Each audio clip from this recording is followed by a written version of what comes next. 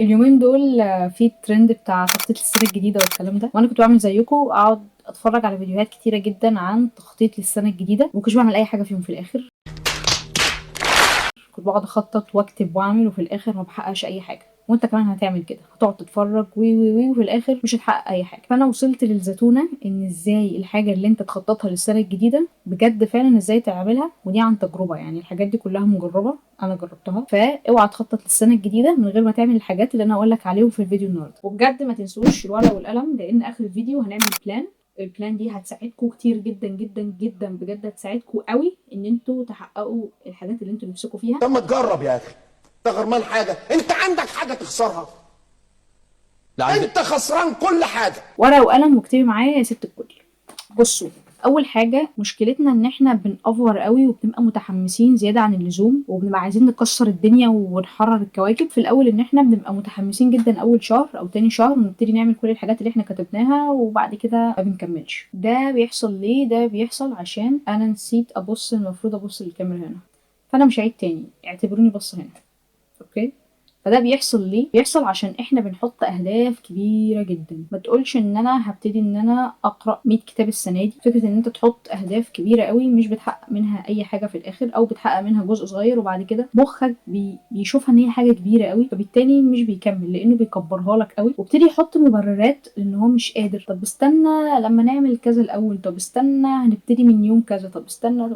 وفي الاخر مش بتعمل اي حاجه وبتكسل. عشان ليه؟ عشان بتحط هدف كبير. انت بدل ما تقول انا عايز اقرا 100 كتاب السنه دي، اقرا 5 بس، كفايه 5 كتب في السنه. هي اصل هي مش بالكميه، هي مش بكميه الكتب، هي بالفايده اللي انت بتستفادها منها. فان انت تقرا 5 كتب بس بفهم وتطبق اللي موجود فيهم احسن بكتير قوي من ان انت تقرا 100 كتاب بلا هدف كده. فانت لما تقرا 5 كتب بس في السنه، يعني صفحتين في اليوم، كل يوم صفحتين بس. ولو حد عايز يبدا في موضوع القراءه ده ممكن يقول لي وانا هرشح له شويه كتب. ممكن نعمل فيديو عن الكتب يعني اللي بنقراها للمبتدئين. نفس الكلام برضو في الوزن. لو انت مثلا عايزه تخسي، ما تقوليش انا هخس 20 كيلو. يعني 20 كيلو في السنه ده رقم كبير جدا جدا وصعب يتحقق، ولو اتحقق هيتحقق هتيجي على صحتك عشان تحققيه. اوكي ممكن يتحقق، بس بجد هتلاقي نفسك ضعفتي جدا جسديا ونفسيا كمان، والله من الحرمان اللي انت بتحرميه نفسك عشان توصلي للوزن اللي انت عايزاه. فالاحسن ان احنا نقسم الهدف الكبير ده على الشهور. كفايه ان انت تقولي انا هخس 2 كيلو بس في الشهر، بس هم 2 كيلو بس في الشهر لحد ما توصلي للوزن اللي انت عايزاه. ولو انت مثلا عايزه برضو تلتزمي في الصلاه، ما تقوليش انا هصلي الخمس صلوات بالسنن بتاعتهم، باذكار الصباح بالمساء، بورد قران، بقيام الليل. اوكي ده جميل جدا، ده تحفه، ويا رب كلنا نبقى بنعمل كده. بس مستحيل تقدري تعملي كده مره واحده. هتعمليه تمام، هتمشي عليه شهر 2 وبعد كده مش هتكملي، هتحسي ان انت تعبتي ومش قادره. احسن تعملي ايه؟ يبقى التارجت بتاعك ان انا السنه دي عايزه اصلي الخمس فروض،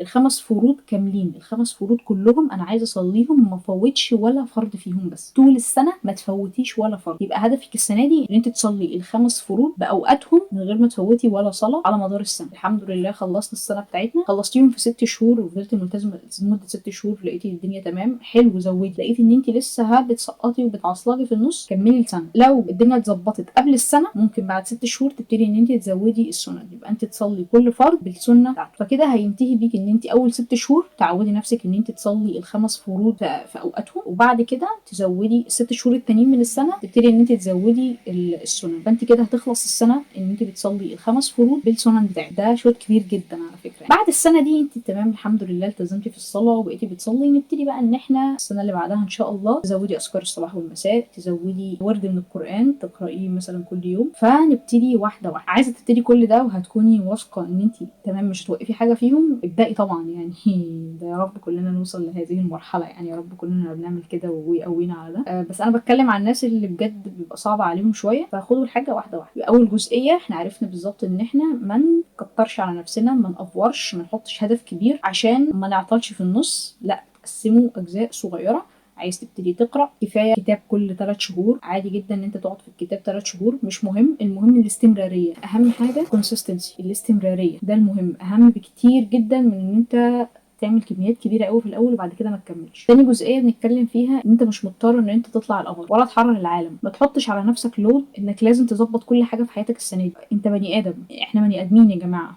مش لازم خالص ان انت بيرفكت السنه دي. انا هشتغل على كل حاجه، انا هظبط الجانب الجسدي في جسمي، ههتم بصحتي، هظبط الجانب الديني، هظبط الجانب النفسي، هظبط حياتي الاجتماعيه وحياتي الاقتصاديه وحياتي السياسيه وكل الحيوات اللي في الدنيا. ده مش صح. اهدى على نفسك كده، اهدي على نفسك وخدي حاجه واحده بس كل 3 شهور، حاجه واحده بس في 3 شهور تظبطيها. انت قدامك اول 3 شهور تظبطي فيها حاجه واحده بس. هتقولي اشمعنى 3 شهور؟ اقول لك ما اعرفش والله، اسمها ونسك، بس هي حاجه انا جربتها ومشيت معايا، فان شاء الله تمشي معايا كويس. فاول حاجه هنعملها اول 3 شهور هنمسك الصلاه بس. احنا اول 3 شهور دول انا هصلي ال5 فروض، انا ده التارجت بتاعي ان انا اصلي ال5 فروض. تاني 3 شهور تبتدي ان انت تهتمي باكلك وتبطلي القرف اللي انت بتاكليه من الشارع، وتبتدي انت تظبطي جسمك وتبقى حياتك هيلثي شويه بدل ما هي مضروبه بالنار. دي برضو هنقعد فيها 3 شهور. فاحنا كده ظبطنا اول 6 شهور من السنه. ال6 شهور من السنه دول احنا عملنا ايه؟ احنا بقينا نصلي وبقينا نهتم بصحتنا وحياتنا الجسديه والهيلثيه والحاجات دي. فانت كده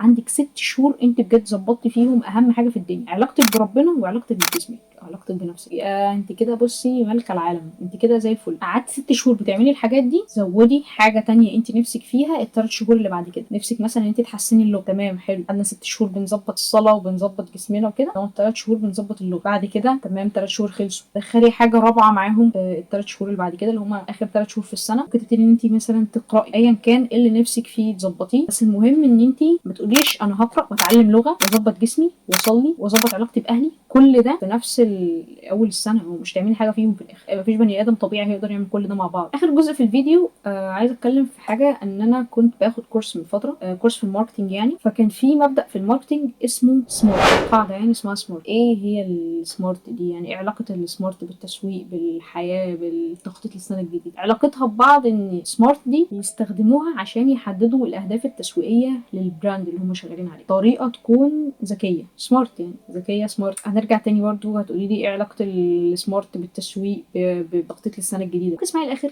اسمعي الاخر، لازم ازعق. بصي يا ستي، احنا دلوقتي هنسرق القاعده دي لصالحنا، تمام؟ ازاي؟ اقول لك ازاي. ان احنا هنستخدمها ان احنا نحدد الاهداف بتاعتنا احنا، مش الاهداف التسويقيه بتاعتهم، احنا مالناش دعوه بيهم، احنا هنحدد حاجه. ازاي كلمه سمارت اس اختصار سبيسيفيك. يعني ايه سبيسيفيك؟ يعني لازم يكون الهدف بتاع السنه بتاعتك هدف محدد، ما تسيبيش الدنيا مفتوحه كده، ما تحطيش هدف عايم. يعني ما تقوليش مثلا انا عايزه ابقى غنيه، عايزه ابقى غنيه السنه دي، لا قولي انا عايزه يبقى معايا كذا السنه دي. قولي انا عايزه السنه دي احقق مثلا 50,000 جنيه 20,000 جنيه ايا كان الرقم اللي انت عايزه تحققيه. المهم يكون رقم سبيسيفيك، رقم محدد. او مثلا ما تقوليش انا عايز احسن علاقتي باهلي وتسيبيها كده عايمه، لا قولي انا هعمل كذا، انا كل يوم مثلا هساعد ماما، انا كل يوم هكلم اختي، كل يوم هعمل حاجه الفلانيه عشان احسن علاقتك باهلك. حددي مثلا يوم في الاسبوع، كل اسبوع ان انت تخرجي مع اهلك، انت تخرجي مع مامتك، انت تخرجي مع اختك، تحطي حاجه معينه تعمليها. ما تقوليش انا هحسن العلاقه وخلاص، مخك مش هيستوعب ده. احنا مخنا غبي يا جماعه، والله العظيم مخنا متخلف، ما بيفهمش غير لما بنقول له الحاجه واضحه وصريحه. فكره ان انا اقول له انا عايز كذا وخلاص، دي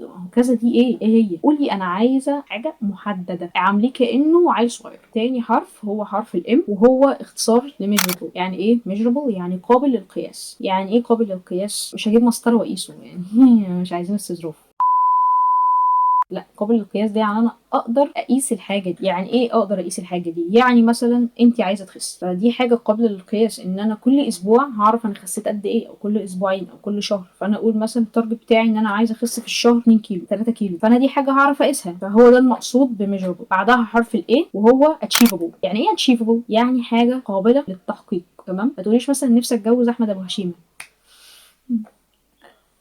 هنعملها ازاي دي؟ وما تعمليش تو دو ليست مكتوب فيها 15 حاجه نفسك تحققيها النهارده او هتعمليها النهارده وفي الاخر هتعملي منها 2 3. او ما تقوليش انا عايزه اخر السنه يبقى معايا 10 مليون جنيه. اتشيفبل ده ازاي؟ ده ازاي ده اتشيفبل؟ النبي قولي لي ده ازاي؟ وبعدها حرف الار، وار دي بترمز ل relevant. يعني ايه relevant؟ يعني ذو صله. يعني ما تكونيش انت عايزه تحققي حاجه كده وتكتبي حاجه كده، او اهدافك حاجه كده. يعني الهدف اللي انت بتكتبيه يكون ليه علاقه بمسار حياتك، ليه علاقه بشكل الحياه اللي انت نفسك فيها. يعني مثلا ما تكونش انت نفسك في مانجا تروحي تشتري تفاح، ده حاجه وده حاجه. ما تكونيش انت في الجامعه وانت اصلا اوريدي مثلا عايزه تعملي بيزنس معين وانت بتدرسي في الجامعه وعايزه تجيبي امتياز. طب ليه عايزه تجيبي امتياز؟ او انت عايزه تتعيني كمعيده؟ لا مش عايزه اتعين كمعيده. طب انت عايزه تجيبي امتياز ليه؟ ولا هو شقه وخلاص؟ او مثلا ما تكونيش انت عايزه تشتغلي يعني مثلا عايزه تشتغلي في الصين، رايحه تتعلمي الماني، رايحه تتعلمي صيني يا ماما. اخر حرف في سمارت وهو حرف التي، يعني تايم باوند. يعني ايه تايم باوند؟ يعني محدد زمنيا. يعني ايه محدد زمنيا؟ يعني حطي وقت معين لكل حاجه، حطي وقت معين لكل هدف. لان احنا في طبعنا بنحب زنة الكلاب قوي، بنحب الديدلاين. لو مفيش ديدلاين كده وتطبقي قبليه بيوم عشان تخلصي كل اللي وراكي، ما بنشتغلش. فمثلا انت عايزه تتعلمي انجلش او تحسني الانجليش بتاعك، عايزه توصلي مثلا لبي 1، انت مثلا اي 2، فانت عايزه توصلي لبي 1 في 3 شهور، فتقولي انا هوصل لبي 1 في 3 شهور، انا هشتغل على نفسي ال3 شهور الجايين دول ان انا اوصل لبي 1، او هشتغل على نفسي 6 شهور لحد ما اوصل لبي 1. ما تسيبيهاش مفتوحه اللي هو انا عايزه اوصل لبي 1 وخلاص كده.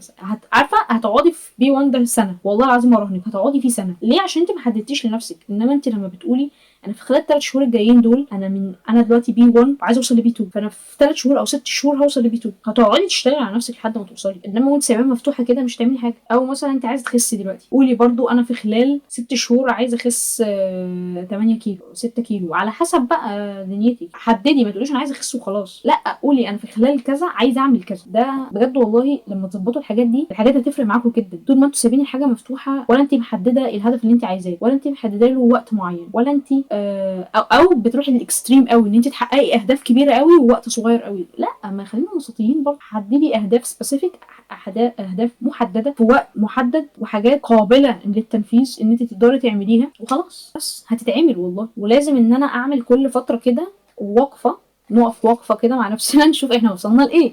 يعني لازم كده كل شويه تفتحي تشوفي انا وصلت لايه، ما تسيبيهاش برضو. يعني مثلا انت حاطه الرينج 6 شهور انت تظبطي الحاجه دي، مش بعد 6 شهور نشوف بقى، لا ستي اعملي كل شهر، كل شهر اقعدي شوفي انا وصلت لايه. التراك، اعملي تراك للموضوع، كل شهر انا وصلت لكذا، الشهر اللي بعده نعيد نراجع بقى نشوف الشهرين اللي فاتوا احنا عملنا ايه، لحد ما توصلي ل6 شهور هتلاقي نفسك قطعت شوط كبير جدا في الموضوع. يعني مشكلتنا ان احنا بنسيب الحاجه عايمه. لما بتسيبي الحاجه كده ما بتعمليهاش. انما انت والله اول ما تمسكي الحاجه كده تحطي ايدك على الحاجه هتمشي زي الفل. يعني عامه مفيش حاجه انت حطاها في دماغك مش هتقدري تعمليها. انت ما بتعمليش الحاجه ليه؟ عشان انت بتحطهاش في دماغك، بتكرفي للحاجه. وبس كده. انا هاجر منصور، ودي كانت نهايه حلقه النهارده. ممكن تعملوا لايك وشير وسبسكرايب وتفعلوا زر الجرس، وممكن تتابعوني على التيك توك، هسيب لكم اللينكس تحت الفيديو. نعمل هناك ايس كوفي ودنيا ودلع كده. شكرا جدا ليكم، ودكم اي افكار تانية نكتبها في الكومنتس ممكن تقولوا لي تحت، والى اللقاء.